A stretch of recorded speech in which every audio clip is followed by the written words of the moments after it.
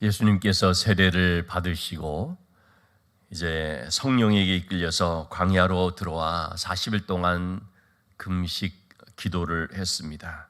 그 후에 시험하는 자 곧 마귀가 예수님께 와서 예수님을 시험합니다. 예수님은 광야의 기도 생활을 끝낸 후에 마귀에게 시험을 받게 된 것입니다.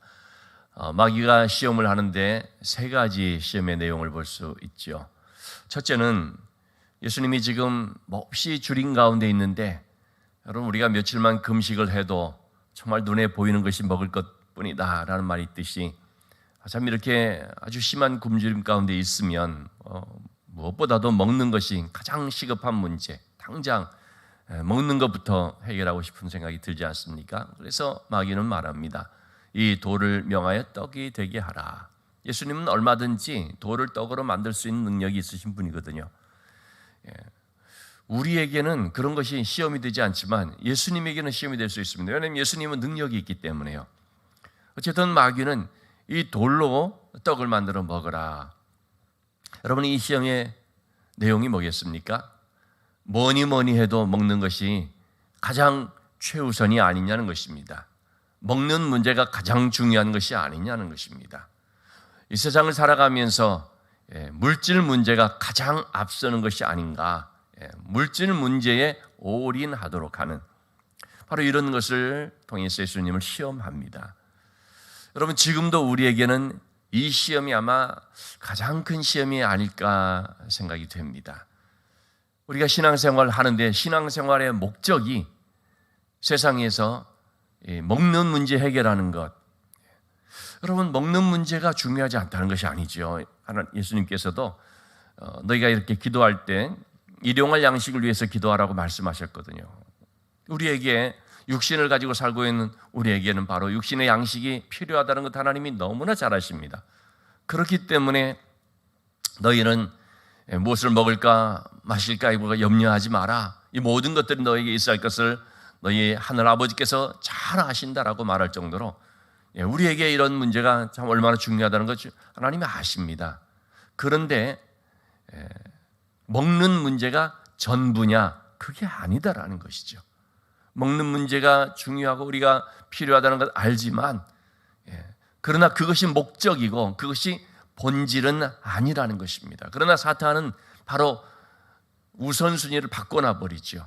뭐가 더 중요한지를 바꿔놔 버립니다. 여러분, 우리 신앙생활의 목적이 뭡니까? 우리 신앙생활에 있어서 가장 중요한 것이 뭡니까? 우리에게 있어서 가장 중요한 것은 십자가입니다. 여러분, 왜 우리가 신앙생활을 합니까? 바로 우리는 이 십자가를 지는 삶을 살기 위해서입니다.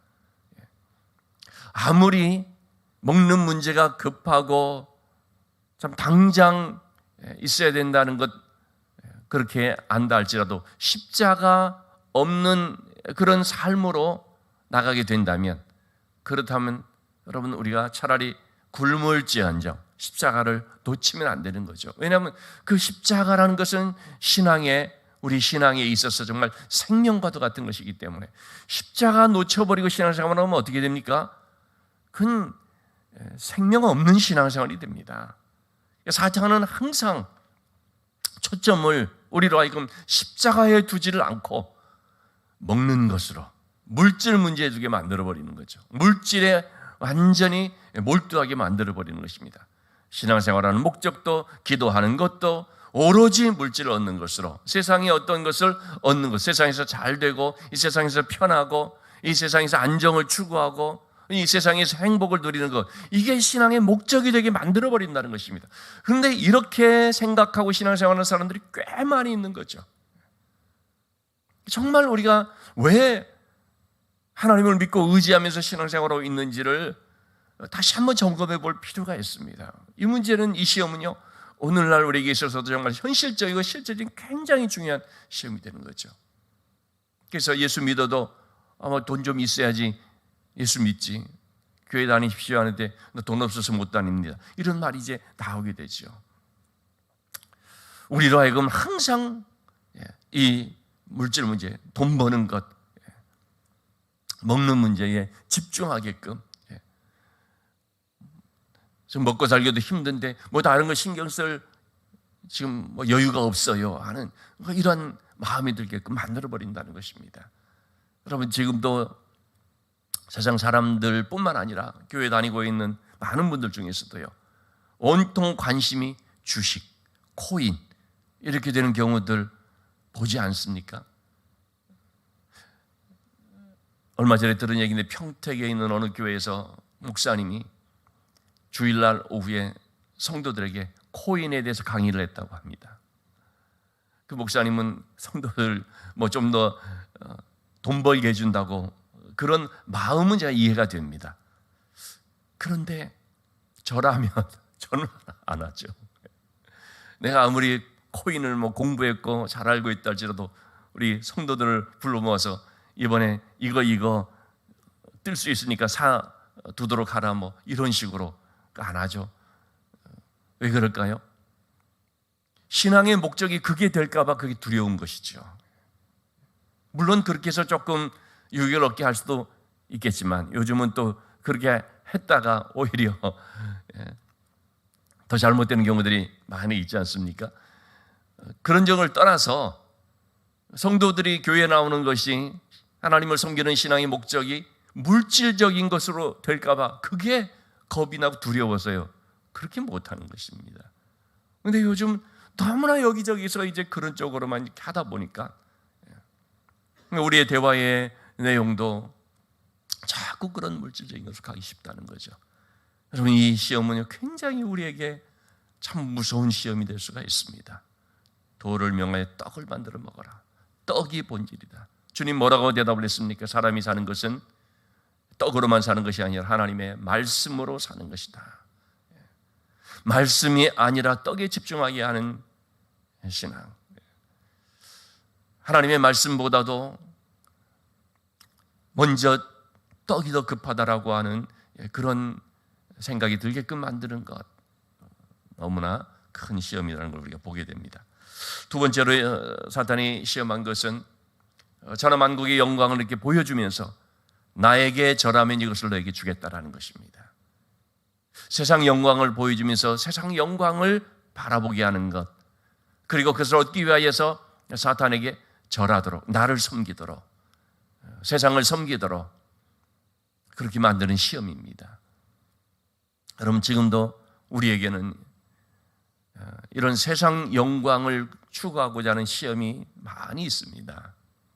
신앙생활을 하면서도 하나님 앞에 우리가 기도하는데 세상에서 출세하고 세상에서 영광을 얻고 세상에서 어떤 권세를 얻고 명예를 얻고 인정을 받고 높아지는 것, 큰 사람이 되는 것, 이것이 바로 기도의 제목이고, 그것이 또 신앙생활에 있어서 우리에게 굉장히 중요한 어떤 소원이 되는, 그것을 위해서라면 심지어는 마귀에게도 무릎 꿇을 수 있다라는 생각까지 들게 하는 것, 이것도 참 무서운 시험인 것이죠.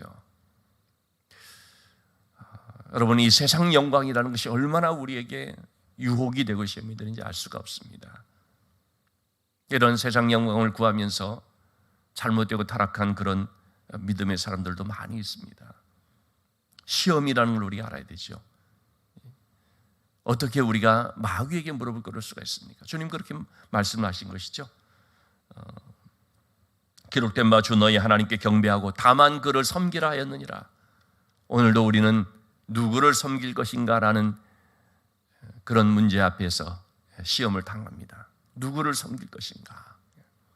우리는 하나님을 섬기는 사람들이죠. 하나님께 경배하는 사람입니다. 다른 그 무엇을 섬기는 것이 아닙니다. 그 무엇을 섬기는 순간, 그 무엇이 내 마음을 차지하고 중심이 되는 순간, 그것은 우리의 우상이 되어버립니다. 어떤 분들은요, 참 그런 여집사님 혹은 성도들도 있더라고요. BTS라고 하는 이 팀이 얼마나 세계적인 그런 인기입니까? 거기에 이제 그걸 정말 열광적으로 추종하다시피 하는 팬클럽이 아미라고 하는 이제 그런 그룹인데, 그 아미로 활동을 하면서 교회 다니는 그런 성도님들이 아미로 활동하면서 하나님보다도 BTS를 더 섬겨버리는 거예요. 제가 옆에서 보니까.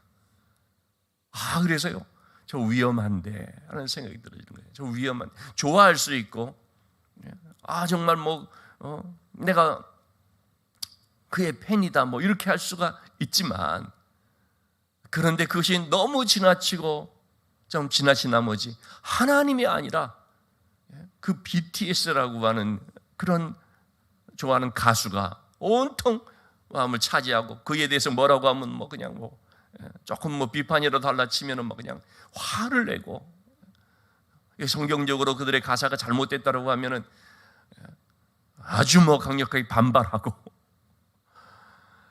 참 이런 것들을 통해서 우리는 누구를 섬기고 있는가 한번 점검해 볼 필요가 있습니다.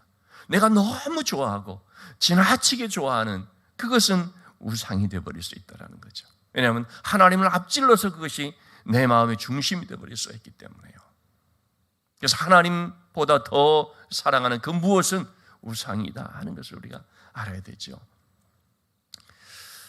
이러한 마귀의 두 번째 시험이 있었고요. 세 번째 시험은 뭡니까? 성전 꼭대기에 세우고 내가 만약 하나님의 아들이었는 여기서 뛰어내리라. 그러면 하나님이 너를 위해서 그 사자들을 명하사 너를 지키게 하리라고 말씀하셨다. 이것은 시편 91편에 나와 있는 하나님께서 그의 천사들을 보내서 너의 길을 지켜주시되 너의 발이 돌에 부딪히지 않게 하신다라는 그 말씀을 이제 인용한 시험이거든요. 시편 91편에서는 그 말씀을 할 때 무슨 높은 데서 뛰어내리라 그러면 너의 발이 다치지 않게 한다는 그런 뜻이 아닙니다. 하나님이 너의 가는 길을 지켜주셔서 그래서 발이 부르지 않게 다치지 않게 하나님의 선하신 손길이 함께 하셔서 사망의 음침한 골짜기를 알지라도 하나님의 손으로 지켜 보이신다는 그런 내용의 말씀이라고 할 수가 있죠. 근데 이것을 좀 살짝 비틀어서 높은 데서 뛰어내려라. 그러면 다치지 않게끔 한다고 말씀했지 않느냐. 말씀을 시험하도록 하는 것이죠. 하나님의 사랑을 시험하도록 하는 것이고 하나님의 능력을 시험하도록 하는 것이고. 그러면 세 번째 마귀의 그런 시험 뭐냐면 하나님께 대하여 시험하도록 하는 것입니다. 주님이 뭐라고 대답을 했습니까? 주 너의 하나님을 시험하지 말라. 하나님께 대한 모든 말씀은요, 우리가 믿고 영접하고 순종해야 되는 말씀입니다. 하나님께서 우리에게 말씀을 주신 것은 너는 이것이 하나님의 말씀인 줄 알고 그냥 믿고 따르라 라고 주신 말씀이지요. 여러분, 누군가 나를 시험할 때 기분이 어떻습니까? 한번 그렇게 지키나 안 지키나 보자라고 시험할 때, 시험이라는 자체가, 누군가를 시험하는 자체가 그분의 인격을 대단히 손상시키는 정말 불쾌하게 만드는 것이죠. 시험한다는 뜻이 뭡니까? 믿지 못한다는 것입니다. 의심한다는 것입니다. 하나님의 말씀에 대해서 시험하지 말고 하나님의 인격과 하나님의 신실하심에 대해서 시험하지 말라라는 것은 믿으라라는 말씀인데, 사탄은 항상 우리에게 어떻게 합니까? 자꾸 의심하게 만드는 거죠. 이게 바로 사탄의 시험입니다. 의심하게 하는 거죠. 정말 하나님이 그런가? 그런 시험에 빠진 백성들이 광야에서 어떻게 합니까? 무슨 일만 만나면 원망불평을 하는 거죠. 하나님이 우리 가운데 계신가 시험하였다라고 성경은 말하고 있지 않습니까? 시험하지 말라라는 것은 하나님을 절대 신뢰하라. 어떤 상황에서 하나님을 온전히 신뢰하라 라는 뜻이죠. 비록 굶주림에 있을 때에도, 비록 내 기도가 아직 응답되지 못한 것 같은 환경이랄지라도 하나님을 의심하지 말고 끝까지 믿음으로 나가라. 이것이 성경이 우리에게 주시는 말씀입니다. 오늘날도 사탄은 계속해서 우리에게 그렇게 도전을 합니다. 이 세 가지의 시험을 이렇게 했는데요, 이 세 가지 시험을 이제 종합적으로 제가 한 말씀으로 좀 정리를 하고 싶은데, 그건 뭐냐면요, 우리의 신앙생활이 십자가 없는 신앙생활이 되게 하는 것이 사탄의 목적인 것입니다.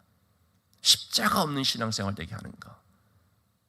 여러분, 우리 신앙생활을 이 세상에서의 어떤 안정과 평안함을 구하는 것으로 생각을 해버린다면 십자가 필요 없습니다. 많은 사람들이 우리 신앙의 목적을 행복에다가 두는 경우들이 있거든요. 우리 그 행복이라는 것은 육신의 안락한 삶, 그걸 마치 행복이라고 생각이 되어서, 그래서 그것이 보장이 되면, 여러분 그럴 때 우리가 어떻게 될까요? 기도가 간절해질까요? 기도 약해집니다. 신앙생활 간절해질까요? 신앙생활 적당히 하게 됩니다. 안 하지는 않습니다. 주일 성수하지요. 그러나 십자가를 붙잡고 하는 그런 신앙생활과 내 모든 것이 다 안정이 됐다고 하는 가운데 되어지는 것은 벌써 마음의 그 상태가 다른 것입니다. 하나님은 우리에게 거듭거듭 얘기합니다. 십자가를 바라보도록, 십자가를 붙잡도록. 우리가 비록 여유가 있건 없건 상관없이, 풍부에 처하든 비천에 처하든 상관없이 능력 주시는 자 안에 있는 삶, 그게 뭡니까? 십자가를 붙잡는 삶입니다. 오늘도 여러분 우리가 이 새벽에 이렇게 나와서 기도한다는 것이 뭡니까? 십자가를 붙잡는 삶입니다. 간절한 기도의 제목이 있어서 나와서 기도할 수도 있지만, 그런 것가 아니라 오늘도 십자가를 붙잡기 위해서 나와서 기도하시는 분들도 많이 있거든요. 우리의 삶에 십자가가 없어져 버리면 그 삶에 생명이 없는 것이고, 그 삶에 능력이 없는 것이고, 그 삶에 아무 그리스도의 향기가 없는 것이고, 삶에 아무 열매가 없는 거죠. 오직 십자가를 붙잡고 우리가 있어야 내가 풍부에 처하든 비천에 처하든지 상관없이 말이죠, 십자가를 붙잡는 삶을 살 때 그 삶에 경건이 있고요, 그 삶에 하나님의 은혜가 있고요, 그 삶에 능력이 나타나는 것이죠. 사탄은 우리로 하여금 어떻게든지 십자가 바라보지 않도록, 십자가가 없는 영광, 십자가가 없는 편한 신앙생활, 그렇게 자꾸 만들려고 합니다. 여기에 우리가 넘어가면 안 된다는 거죠. 이러한 신앙의 도전을 날마다 우리가 받고 있습니다. 정신을 바짝 차리면서, 그러면서 늘 깨어 십자가를 붙잡고 하나님의 말씀을 의지하는, 말씀으로 사는 것이다, 그렇게 우리가 다시 한번 잘 깨닫고 그렇게 신앙생활을 해야 되겠습니다. 예수님이 나사렛 회당에 가셔서 안식일에 말씀을 읽게 됩니다. 그러자 이사야서의 말씀을 갖다 주거든요. 거기에서 이사야서 60장 1, 2절의 말씀을 펴서 읽으셨습니다. 이렇게 기록된 데를 찾으셔서 읽으셨다라고 말하고 있죠. 18절의 말씀에 어떤 말씀입니까? 주의 성령이 내게 임하셨으니 이는 가난한 자에게 복음을 전하게 하시려고 내게 기름을 부으시고 나를 보내사 포로된 자에게 자유를, 눈먼 자에게 다시 보게 함을 전파하며 눌린 자를 자유롭게 하고, 이사야에서 예언된 메시아 예언, 대표적인 메시아 예언을 주님께서 봉독을 하셨습니다. 주의 성령이 임하심으로 이와 같은 영적인 맹인에서 밝히 보게 되고, 영적인 포로 상태에서 자유함을 얻게 되고, 그래서 모든 눌린 자를 자유롭게 하시는 이런 역사가 나타나게 된다. 이것은 한마디로 말해서 뭡니까? 구원의 역사거든요. 그리고 주님이 하신 말씀이, 책을 다 덮은 다음에 사람들이 이제 무슨 말을 하는가 주목을 딱 하고 있을 때 21절 말씀, 이에 예수께서 그들에게 말씀하시되 이 글이 오늘 너희 귀에 응하였느니라. 이루어졌다는 말씀입니다. 바로 메시아의 예언에 대한 이 말씀이 오늘 너희 귀에 임하였느니라. 이루어졌다. 이 말씀을 듣고 있는 여러분들이 지금 이 말씀이 이루어진 것을 보고 있고 듣고 있다. 즉 무슨 말입니까? 메시아가 왔다. 내가 성경에 예언하신 그 메시아 그리스도다라는 것을 선포를 하셨습니다. 그러자 그 고향 나사렛 고향 마을 사람들이 어떻게 했습니까? 그 예수님을 영접하지를 않습니다. 주님께서는 참으로 그들이 영접하지 않는 것을 이상하게 여길 정도로 그들이 영접하지를 않습니다. 그래서 주님이 하신 말씀이 뭐였습니까? 엘리야 때에 가뭄이 들어서 모두 다 힘든 그때에 이스라엘 땅에 많은 과부들이 있었지만 엘리야가 오직 사르밧 사렙다 땅의 과부에게만 보내심을 받았다. 그리고 또한 엘리사 때에 그 땅에 많은 나병 환자들이 있었지만 엘리사가 오직 시리아 사람 나만에게만 보냄을 받았어. 나만만이 고침을 받았다 하는 말씀을 하셨습니다. 하나님의 말씀을 가진 하나님의 백성이라고 자칭 말하고 있는 그 유대인들, 그들은 메시아에 대한 소망을 가지고 기다린다고 했지만 막상 예수님께서 약속하신 메시아가 이 땅에 오자 영접하지 않는 것이죠. 그래서 주님은 이렇게 이스라엘 땅이 아니라 참 하나님을 모른다고 생각했던 이방인 가운데 오히려 하나님의 은혜가 임하게 될 것이다 라는 말씀을 하신 것이죠.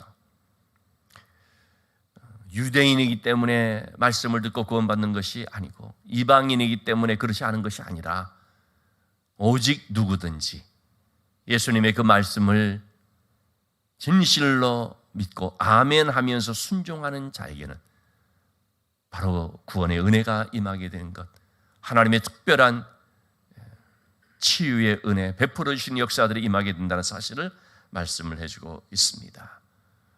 누가 은혜를 받습니까? 겸손히 하나님의 말씀에 순종하는 사람들입니다. 사르밧 과부처럼, 나하만 장군처럼, 그가 비록 이방인일지라도 하나님의 그 말씀 앞에 겸손히 믿음으로 응답할 때, 순종할 때에 그들에게 놀라운 하나님의 은혜가 임한 것을 볼 수가 있다는 것이죠.